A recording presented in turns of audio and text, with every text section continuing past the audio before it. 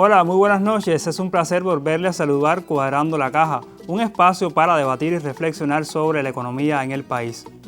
Desde el pasado 1 de marzo comenzó un proceso en toda la nación del control y el uso de la tierra, así como también del ganado mayor. Precisamente sobre el control, la tenencia y el uso de las tierras, este recurso natural tan importante para la economía del país, estaremos conversando hoy en Cuadrando la Caja. Mi nombre es Oscar Figueroa Reinaldo. Si le interesa el tema, acompáñanos.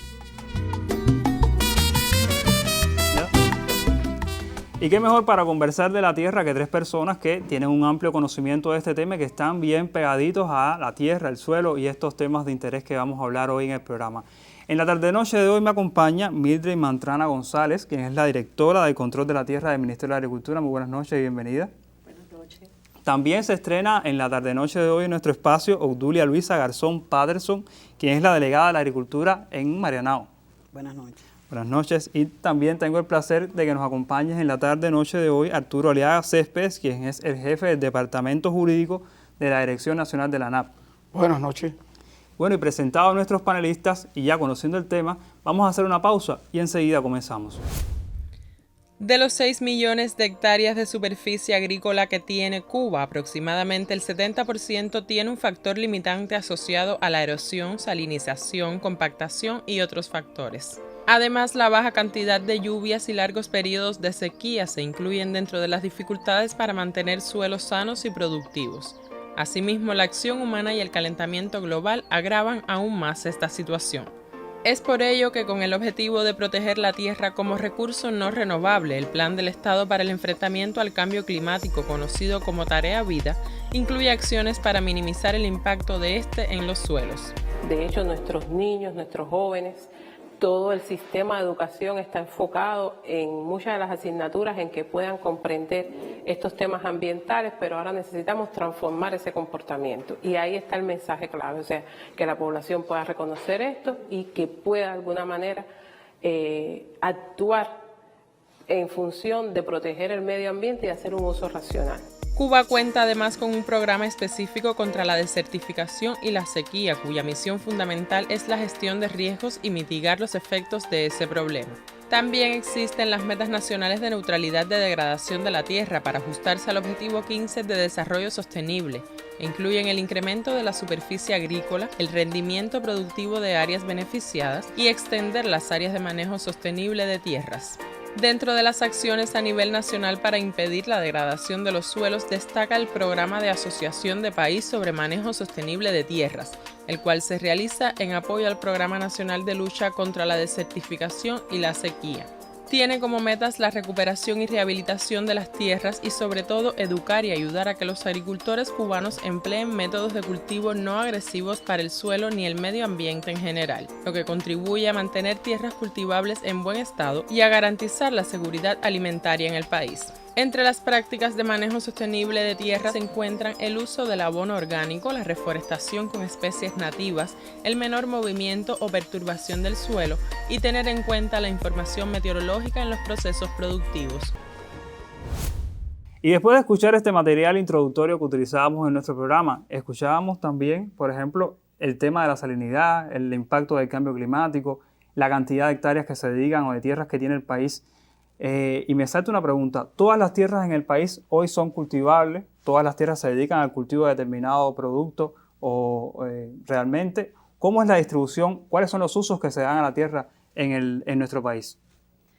Bien, bueno, para comenzar, primero agradecer al programa la oportunidad que nos da para hablar en los medios del tema tan importante como es el tema de la tierra, tan estratégico en los momentos actuales en que nos encontramos, donde el país atraviesa una situación compleja con el tema del aseguramiento de la alimentación. Por tanto, agradecer esa oportunidad y a todos los televidentes que conozcan de estos temas que se van a hablar aquí hoy en el programa. Bueno, hay que explicar que la tierra es un recurso, como explicabas, natural, de los cuales hoy es uno de los que más importante tenemos para poder hacer producir la tierra y poder transformar la situación que tenemos para garantizar la alimentación de la población que tanto nos demanda en ese sentido. Y también hay que decir que es el medio fundamental de producción, por el cual hoy nosotros tenemos como identificado el tema de la tierra de seguridad nacional. Por tanto, es estratégico para el país, para aportarle a la economía del país y poder transformar la situación que viene atravesando con relación a la alimentación.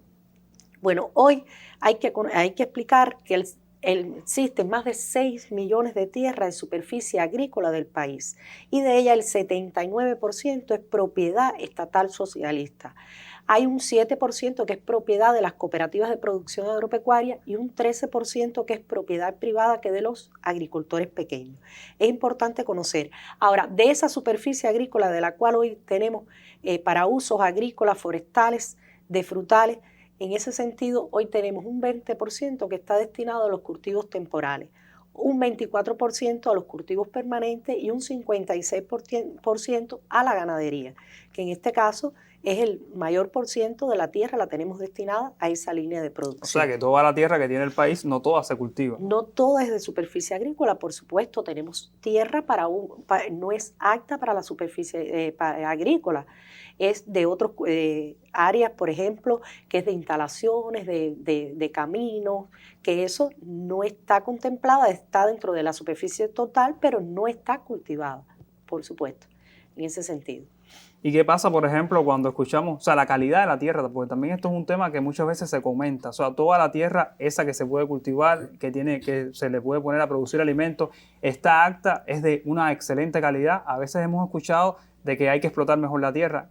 Coméntenos un poco. Sí, a ver, en este sentido está la vocación agroproductiva de los suelos. Existen 4 categorías. La categoría 1, que es la mejor tierra, la más productiva, que está fundamentalmente para los cultivos varios.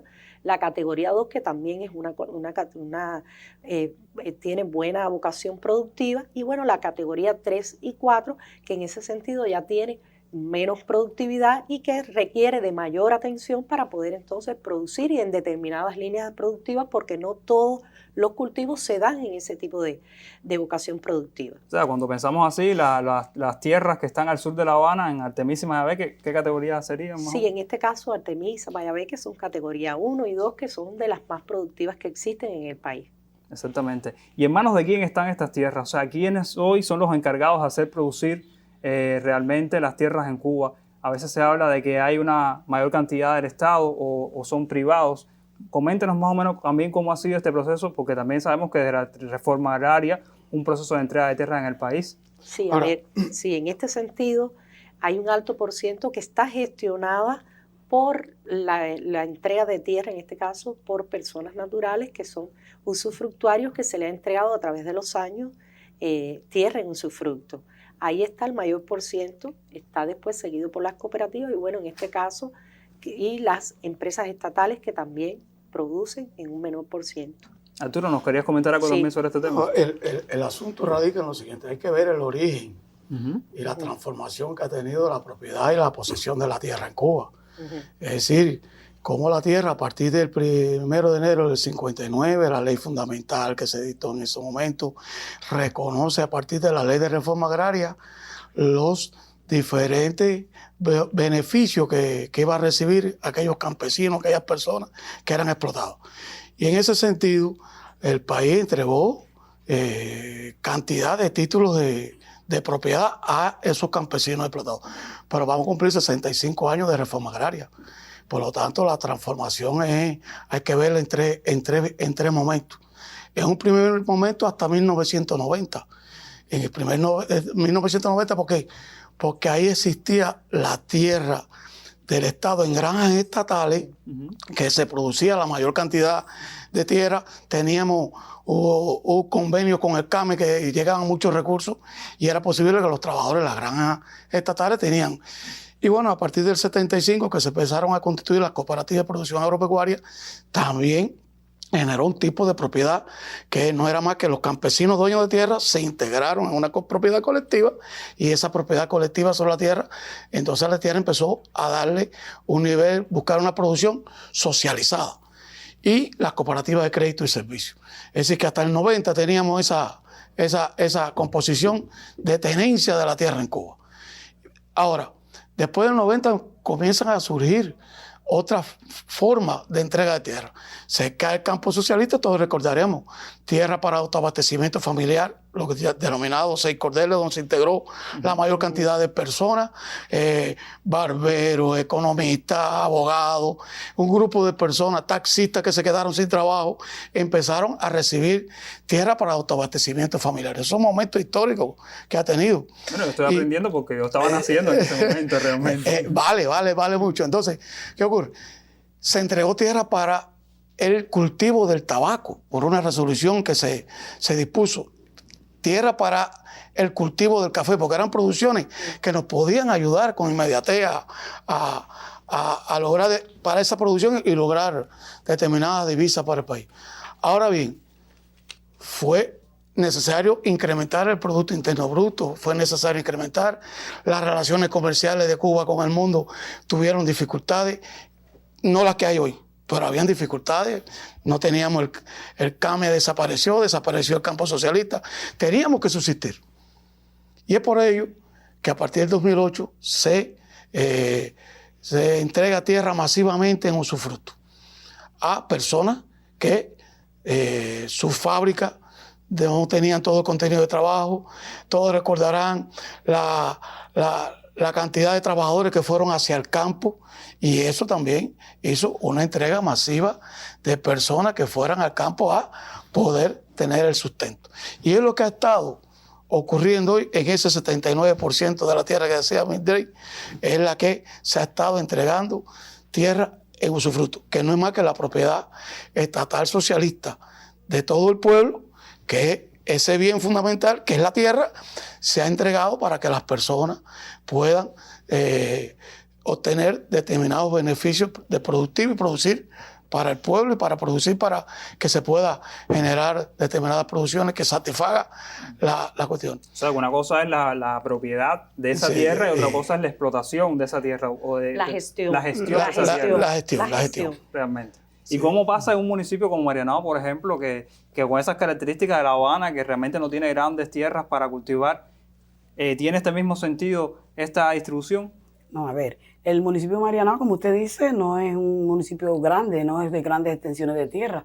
No obstante, tenemos 5 formas productivas que son donde están insertados los productores. De ellas son 3 cooperativas de créditos y servicios y 2 son unidad básica de producción cooperativa. Ahí están insertados la mayoría, porque el resto, que es en muy pequeña cantidad, son propietarios como tal. Entonces, también Marianao, por su característica, la mayoría de sus producciones está basada en las hortalizas.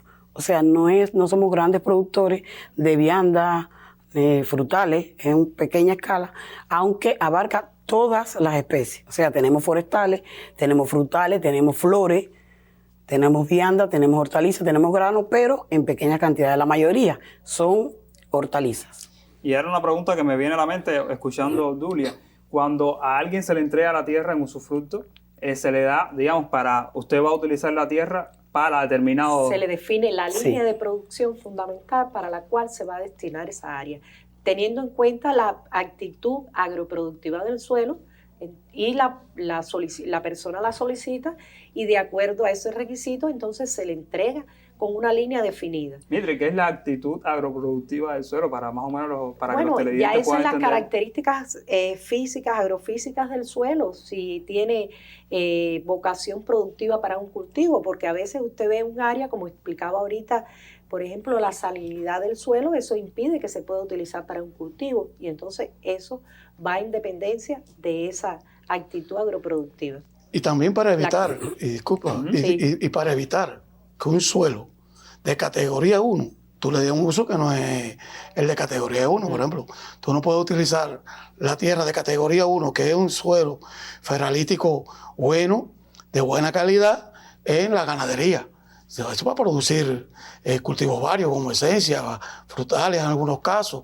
Y entonces esa es la vocación del suelo para poder diferenciar categoría 1, categoría 2, categoría 3, categoría 4. Y en el caso de ustedes, en la ANAP, por ejemplo, a esas formas productivas también se le da esta explicación, se le controla. ¿Cómo se controla que las personas estén utilizando el suelo para lo que se le destinó? Sí, a ver, como parte del expediente, el expediente que se le aprueba la entrega de tierra en usufructo a las personas que la solicitan, hay una certificación de los especialistas de suelo donde dicen para qué está apto agroproductivamente ese suelo.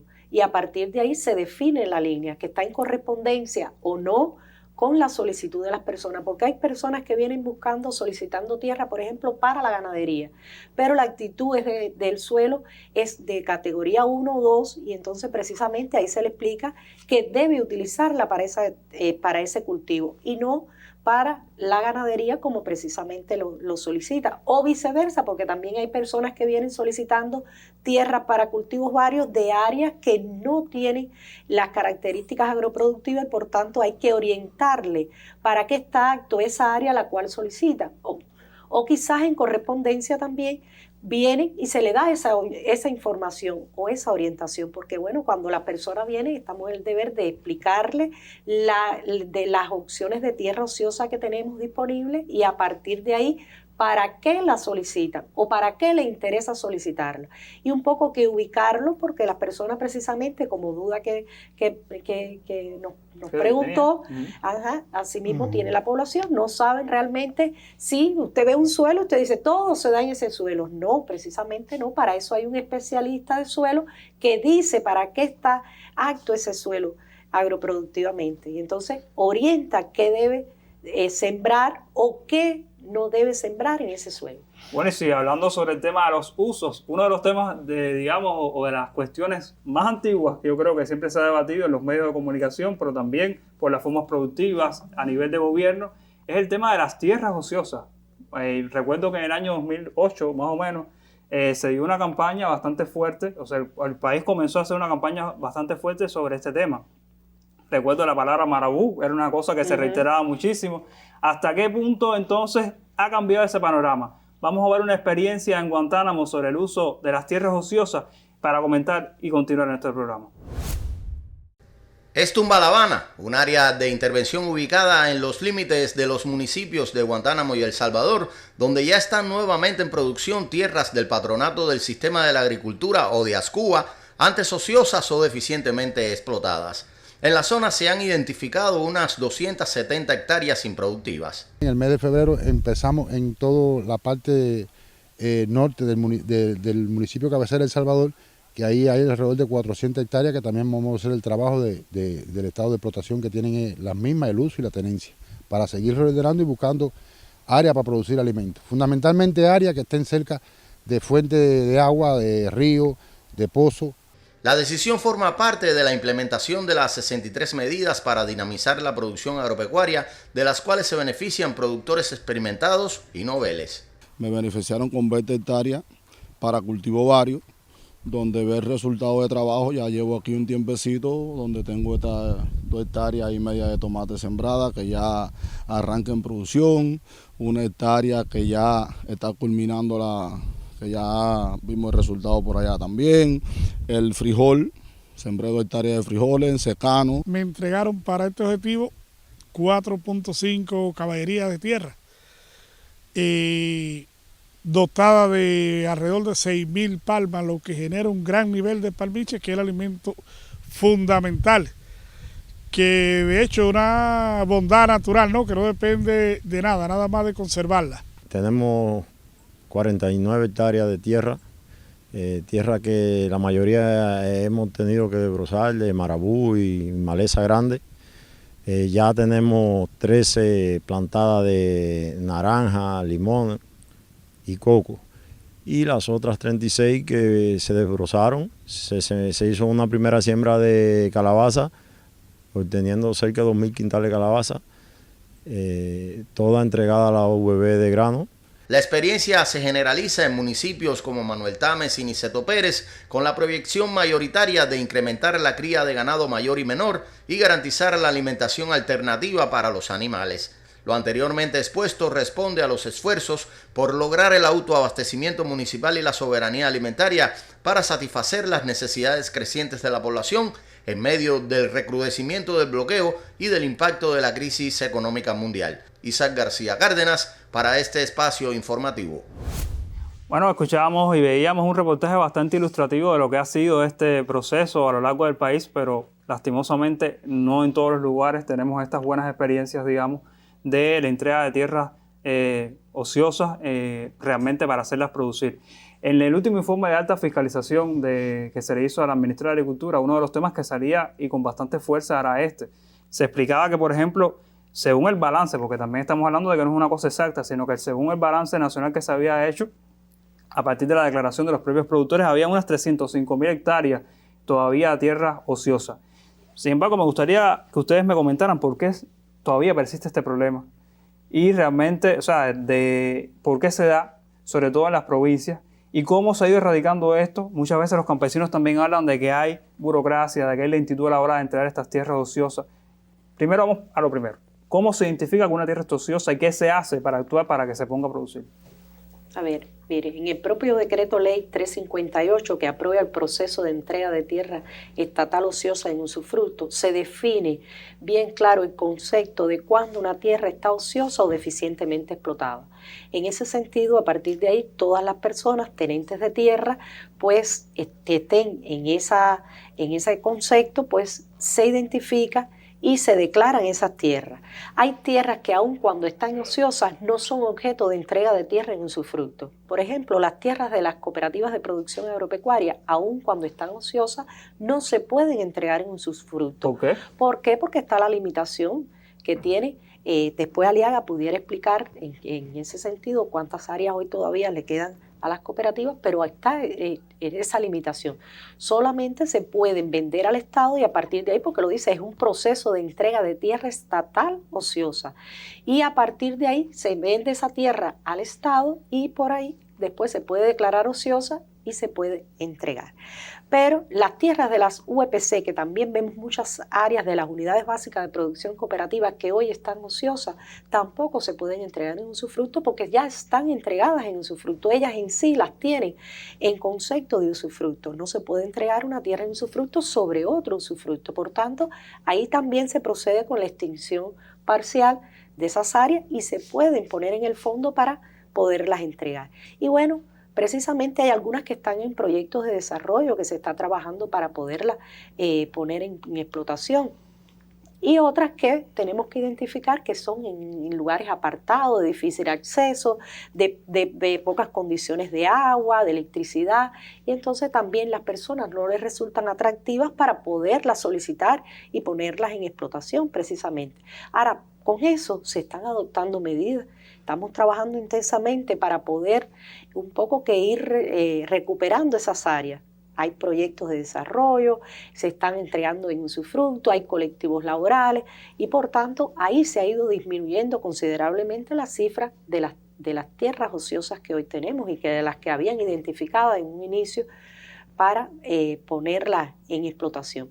Hay que decir también que muchas personas solicitan la tierra, se le aprueba y después no tienen posibilidad de ponerlas en explotación. Eso es también una debilidad que nos ha pasado. Se entrega, las personas declaran que tienen posibilidades y en la práctica no tienen posibilidades para trabajarla, para recuperar esas áreas, aun cuando se le da un tiempo para que la puedan poner en explotación y entonces también se dificulta poder transformar esa situación productiva que tienen las áreas. Sin embargo, por ejemplo, en los comentarios veíamos que nos llevaban a nosotros en Cuba Debate que todavía persisten las quejas de que este proceso a veces de entrega de estas tierras es lento o es burocrático o no es lo suficientemente acelerado, digamos, por la necesidad porque es un tema imperioso. O sea, poner a producir la tierra en Cuba para hacer alimentos es una cosa de urgencia, es un tema de seguridad nacional, como ustedes comentaban. ¿Qué está pasando? ¿Cuál es la opinión, por ejemplo, del sector campesino, cooperativo?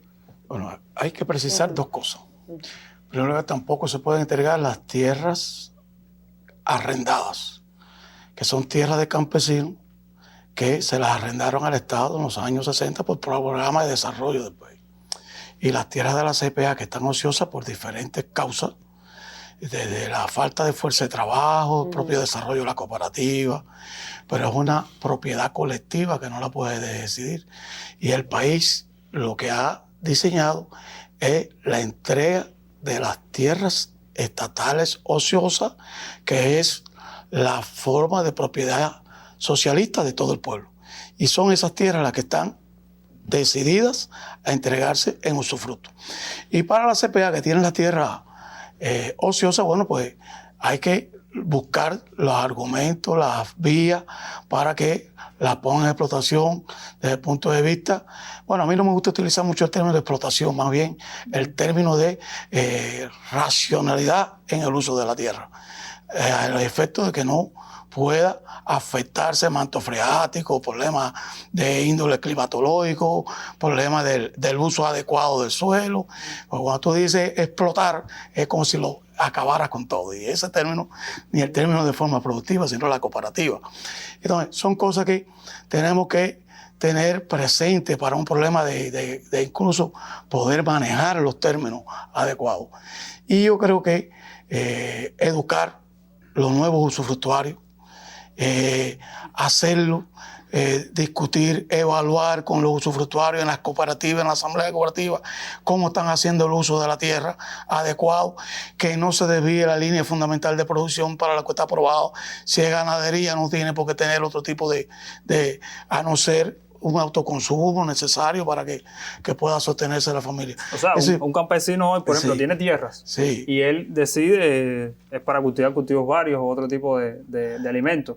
Y si él puede tener también sus vaquitas, su ganado, lo puede hacer. No estamos diciendo, el programa no estamos diciendo en el programa de que se le va a limitar o se le va a sancionar por esto. No. Sin embargo, tiene también un objetivo principal, que es el que es por las características propias agroecológicas que tiene este suelo, según entendí, que uno debe explotar. Y hace mucho que se eliminó el monocultivo. Nosotros no hacemos nada con el monocultivo. La diversificación es importante en la agricultura, porque si no, si yo me dedico a producir nada más un tipo de cultivos, no hay sostenibilidad de familia, de la fuerza de trabajo, etcétera, que tenemos allí en cada lugar. Y en eso, la ANAD, de conjunto con la agricultura, educar, capacitar las técnicas agroecológicas, el movimiento agroecológico del movimiento campesino, porque a decir verdad, los campesinos hoy en Cuba están haciendo una agricultura revolucionaria.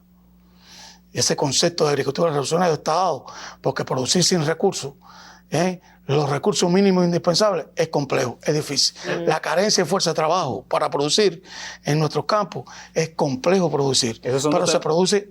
Esos son dos temas que queríamos abordar aquí en el programa, porque Obdulia, yo recuerdo que siempre me dice, bueno, hay que apostar a la agroecología. Es verdad que no tenemos recursos, y es cierto, porque la agricultura, la tierra, el suelo es un recurso vivo, o sea, no es que esté ahí y usted no lo hace en ningún trabajo. O sea, conocíamos al profesor José Luis Rodríguez, en uno de sus trabajos decía que más del 67% de las tierras en Cuba requerían, por ejemplo, regadíos, requerían el uso de fertilizantes, y en estas condiciones tan difíciles de la economía, entonces, ¿cómo hacerlas producir? Obdulia, ¿cómo tú lo haces en el municipio? ¿Cómo incentivar a esos agricultores?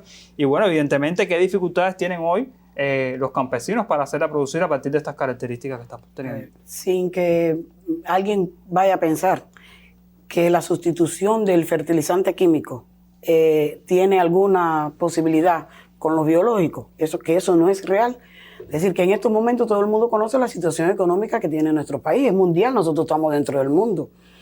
Pero a partir de no tener las posibilidades reales de obtener los paquetes tecnológicos llamados por cada cultivo que están establecidos, bueno, no nos queda otra alternativa que apelar, como decía el profesor, a la agricultura revolucionaria. ¿Con qué contamos? Bueno, pues entonces tenemos que hacer el uso de la aplicación de medios biológicos para eliminar las plagas, de mejorar los suelos. ¿Con qué?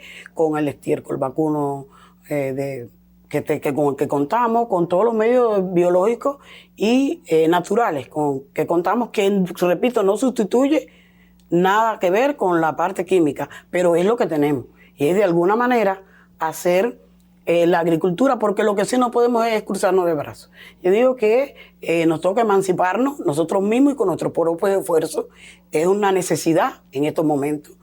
Nosotros, aparte de lo que decía el profe del monocultivo, además de no tener un solo cultivo, es para la diversificación de plagas. Usted tiene un solo cultivo, le ataca la plaga a ese cultivo y con qué nos vamos a quedar. Entonces, cuando tenemos varios cultivos, la plaga tiene que ir viendo para dónde va a coger, por decirlo de alguna manera. Y tiene que irse acoplando y nosotros bajar los índices, porque en estos momentos, en Cuba, la mayor parte de lo que tiene que ver con la pérdida de las producciones es por plagas. De eso casi nadie lo habla. Pero las plagas constituyen un potencial altísimo que hace que disminuyan los rendimientos agrícolas. Y ese rendimiento también de los suelos, también cómo seguir aumentándolo en estas propias condiciones, porque, por ejemplo, sabíamos que hay muchas veces el problema con el combustible, que es importante. También sabemos que muchas veces los propios lubricantes para otras maquinarias que hacen falta en el campo. O sea, no podemos tampoco obviar eso. Sabemos que muchas de estas condiciones son por el propio bloqueo económico que nos está afectando, pero también hay factores subjetivos que hoy están influyendo en que ese suelo no tenga una mejor explotación. Mira, cuando ella explicaba, yo me acordaba del papel que tiene en todos estos procesos de mejoramiento de las semillas, de mejoramiento de la polinización de nuestras abejas. Conservar nuestras abejas. Las abejas tienen un papel polinizador importante para los buenos rendimientos y para la mejora de las semillas. Y a veces esos son temas que lo discutimos. Yo creo que es importante también tener presente. Por ejemplo, los sistemas de riego en la mayoría son eléctricos, en una gran parte. Bueno, cuando tenemos la afectación lógica que está afectado, bueno, ese sistema de riego no funciona. Tenemos que buscar nuevas alternativas. Tenemos que buscar alternativas desde el punto de vista de las nuevas tecnologías que se van aplicando. Entonces, ese es un proceso que el país, estoy seguro, que viene trabajando para poder buscar nuevas alternativas. Pero el movimiento de campesino a campesino es de suma importancia en el movimiento agroecológico, que no obtendremos los rendimientos que obteníamos con buenos fertilizantes y con buenos elementos plaguicidas. Bueno, no lo obtendremos, pero obtenemos por lo menos la subsistencia. Eso nos obliga a sembrar más en lo que quizás podríamos haber sembrado. Más áreas, sembrar más, y también el uso de la ciencia. Estamos haciendo mucho uso de la ciencia. Como decía, tenemos dificultades con el fertilizante, y a partir de eso, bueno, el uso de la ciencia es lo que nos ha permitido un poco que ir buscando alternativas de solución para seguir produciendo más. Eso, y haciendo mucho extensionismo con los productores también. Estamos utilizando técnicas que se están llevando a cabo a más productores para poder y sembrar más. A partir de eso, poder entonces tener con menos rendimiento, pero más producción. Realmente hay un llamado del país, o sea, no es un llamado, realmente es una necesidad de producir más alimentos en estas condiciones. Sabíamos que, por ejemplo, la canasta familiar normada, en que en parte se cubría con la propia producción nacional, hoy eso es casi inexistente. Y eso obliga al país a tener que erogar mayor cantidad de divisas que no tiene para producir en el país. Y uno de los temas que también siempre saltan a la vista es, por ejemplo, la fuerza laboral y esas personas que se tienen que dedicar a proteger el campo y a cuidar el campo y a hacerlo producir. Sin embargo, me gustaría invitar a nuestro cuarto panelista, que es el gurú de Bajati Bonico, viene precisamente ahí a que nos dé sus opiniones sobre el tema, y enseguida regresamos. Ayer me puse a soñar que no había tierra ociosa. Era una campiña hermosa, no había nada sin sembrar. Tuve un dulce despertar, pero luego arrugué el ceño. ¿Por qué ha de ser solo un sueño y no realidad tangible? Tanto hemos hecho posible cuando pusimos empeño.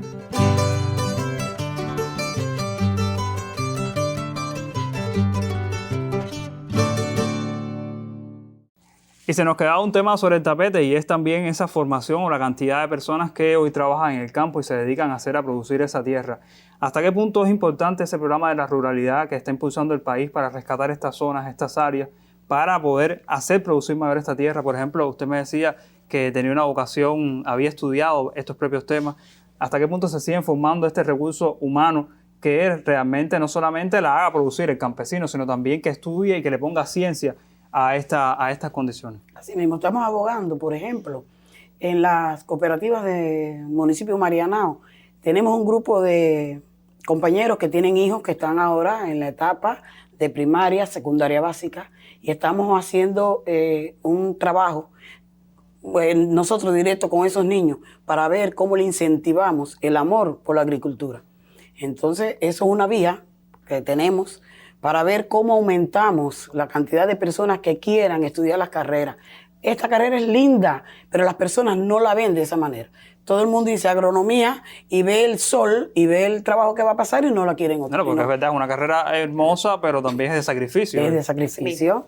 Y entonces estamos haciendo de todo. Tenemos los círculos de interés, tenemos varios círculos de interés ahí en el municipio, que con varios niños, ya tenemos más de 80 niños en todos los círculos de interés, que vamos a ver si optan de verdad y al final cogen una de las carreras de la rama agropecuaria, que no tiene que ser agronomía, también está veterinaria, y hay varias. Vamos a ver hasta dónde llegamos. Y ese propio programa de la ruralidad incluye también crear condiciones para que mayor cantidad de personas se queden trabajando en el campo. Sí, cómo no. A ver, se han aprobado políticas relacionadas con el tema de la ruralidad. El Ministerio de la Agricultura juega un rol importante en esas decisiones y en esas medidas que se han aprobado. Precisamente con la entrega de tierra en usufructo, nosotros estamos potenciando de regresar personas al campo. Eso es una de las formas que estamos intencionando y priorizando cómo nosotros llevamos más personas al campo, cómo nosotros hacemos que las familias regresen al campo, porque ciertamente muchas personas salieron del campo en un momento determinado cuando las condiciones eran otras, pero ahora se ven necesitados de llevarlos al campo nuevamente para un poco que se establezcan allí. Sus producciones están allí y fundamentalmente una de las prioridades que tenemos es con los jóvenes. Estamos trabajando intencionadamente como parte del programa y el proceso de entrega de tierra, dándole prioridad a los jóvenes como una opción de empleo, para que vean que pueden hacer su proyecto de vida en el campo. Tenemos muy buenos ejemplos en el país, donde jóvenes, incluso en lugares donde nadie pensaba que iba a haber un joven que iba a regresar con su familia al campo, personas que no tenían, vivían en la ciudad, en los pueblos, regresaron con su familia al campo en condiciones complejas y sin embargo allí se han establecido, han hecho sus casas, han creado su familia y hay muy buenos ejemplos de eso. Incluso con los jóvenes del servicio militar, nosotros estamos trabajando también como un proyecto intencionado con relación a la entrega de tierra de los jóvenes que están desde el servicio militar, pasando el servicio, se le está haciendo como una opción de empleo que se opten por la tierra y a partir de ahí le damos un tratamiento, hay una resolución del ministro en este caso para la resolución 60 que es un poco que para fortalecer y potenciar y priorizar la entrega de tierra a esos jóvenes que como opción de empleo quieran solicitar tierra y a partir de ahí potenciar. Entonces estamos adoptando medidas que puedan establecerse con sus viviendas también en ese sentido y a partir de ahí una serie de medidas más que se han ido fortaleciendo para rescatar la ruralidad que tan necesario es. Una de las motivaciones por las que hacíamos este programa era, y lo mencionábamos al principio, era este propio ejercicio de control que se está desarrollando en el país hoy. ¿Y cuál es el objetivo real de este ejercicio de fiscalización? Porque ya veíamos algunas noticias por ahí por internet que decían que Cuba le quería quitar la tierra a los campesinos. ¿Cuáles son los principales elementos que se están viendo, por ejemplo? No, para nada. A ver, mire, es la función número 3 específica del Ministerio de la Agricultura, que es del control de la tierra. Precisamente esa es una de las medidas que tiene. El control al uso, a la posesión y a la legalidad de la tierra. Por tanto, lo que estamos haciendo es parte de nuestra función que tenemos. Y entonces, a partir de eso, se decidió desde el año 2023 en 22 municipios, se tomaron pilotos, 22 municipios para realizar ese control a la posesión, al uso, a la legalidad de la tierra, buscando incrementar más producción buscando organizar nuestros sistemas alimentarios locales y buscando disminuir, como veníamos explicando, el tema de las tierras ociosas, porque también se ha entregado mucha tierra y es una cuestión que las personas preguntan y reclaman. Bueno, si se ha entregado tanta tierra en usufructo, ¿por qué no se incrementa la producción? ¿Por qué no disminuye? Y entonces, precisamente es eso, nos ha ido fallando el tema de control y precisamente ejercemos el control y desde el control estamos buscando orden y estamos buscando incrementar producción. Y es una de las cosas que se vienen desarrollando parte del trabajo de ese ejercicio que ya desde marzo, se explicaba, 2023, veníamos en 22 municipios trabajando, pero ya en marzo, inicio de este mes, se comenzó a hacer en todo el país. Aliaga. Dos cosas. Lo primero, con el tema anterior, es que también se ha potenciado el papel de la mujer. Problema de género. Las mujeres en el campo tienen un papel de suma importancia.